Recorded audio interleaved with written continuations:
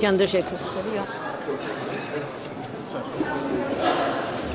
माननीय सभापति महोदया जी, मैं सर्वप्रथम तो आपका धन्यवाद करता हूं कि आपने मुझे रेलवे संशोधन विधेयक 2024 पे अपनी बात रखने का मौका दिया। रेलवे संशोधन विधेयक 2024 पर मैं अपनी गहरी चिंता व्यक्त करता हूं। यह विधेयक भले ही रेलवे के शासन ढांचे को सुव्यवस्थित करने का लक्ष्य रखता हो, लेकिन ये हमारे रेलवे सिस्टम की मूलभूत ताकत को कमजोर कर सकता है। केंद्र सरकार की बढ़ती भूमिका भले ही अच्छे इरादों से प्रेरित हो, लेकिन इससे नौकरशाही में देरी हो सकती है और समय पर निर्णय लेने की क्षमता कम हो सकती है। हमें अपने रेलवे सिस्टम की चपलता और लचीलेपन को खोने का जोखिम उठा रहे हैं। रेलवे बोर्ड में सदस्यों की नियुक्ति में मंत्री जी से पूछना चाहता हूं कि क्या SC, ST, OBC और महिलाओं को इस बोर्ड में जगह मिलेगी? रेलवे बोर्ड सदस्यों की नियुक्ति शासन का एक महत्वपूर्ण पहलू है।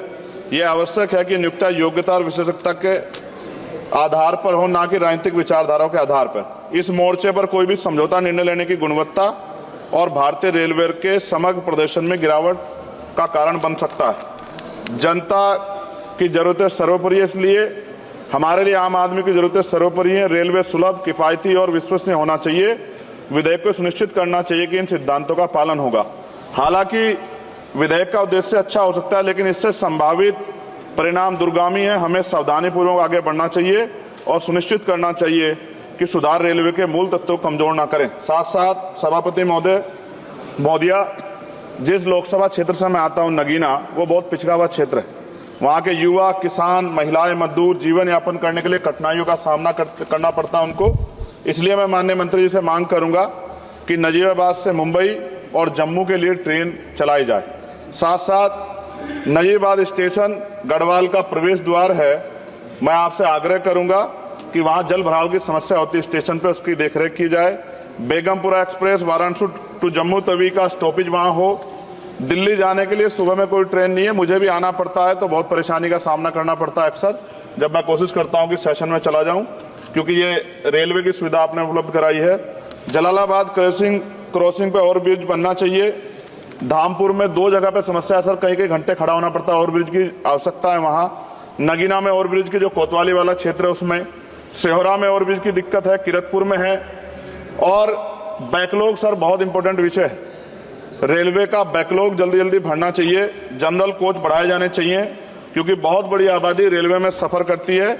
बहुत लोगों की जान दुर्घटना में जा रही है। हमने कई एक्सीडेंट जो है देखे हैं, और एक कर्मचारी की जान के जिस तरह दबके, ये भी एक बहुत बड़ी समस्या थी। जनता में गुस्सा पैदा हुआ, इसकी रोकथाम की जाए। गरीब यात्रा करने के लिए जाता है, अंतिम यात्रा ना हो जाए, इस बात का हमें ध्यान रखना पड़ेगा। साथ साथ इसका मुझे एक मुख्य कारण ये दिखाई देता है कि लोको पायलट को रात और दिन में ड्यूटी करनी पड़ती है। मैं खत्म कर रहा हूं। रात की ड्यूटी कठिन है, उसके बाद पर्याप्त आराम चाहिए। इस संबंध में HPC का सुझाव भी था कि लोको पायलट के लिए 2 रात्रि बाद ड्यूटी का आदेश हो, तो ये इस पे अमल नहीं किया गया, जिसके कारण उनकी आंख लग जाती है और कई बार दुर्घटना होती है। हजारों लोगों की जिंदगी से खिलवाड़ नहीं होना चाहिए।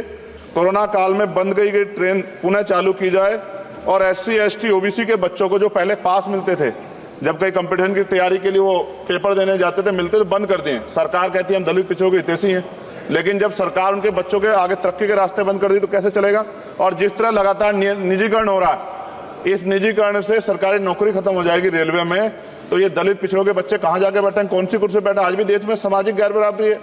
तो मैं इसलिए मंत्री से मांग करता हूं कि आपने नजीबाबाद में वंदे भारत का स्टॉपेज दिया, इसके लिए मैं आपका धन्यवाद करता हूं। लेकिन ये भी, इसके अलावा हमने कई मांग उठाई थी, लेकिन उन पर कोई कार्रवाई नहीं हुई। तो मंत्री जी, पार्टी से अलग हटके आप सोचे कि उस क्षेत्र का भी तरक्की होनी चाहिए, ये भी आपके अधिकार क्षेत्र का मामला है। मैं दोबारा सभापति महोदय को धन्यवाद देता हूं और माननीय मंत्री से आग्रह करता हूं कि हमारी मांगों पर ध्यान दें और उस क्षेत्र में अवसर पैदा हो, इसका ख्याल रखें। बहुत बहुत धन्यवाद।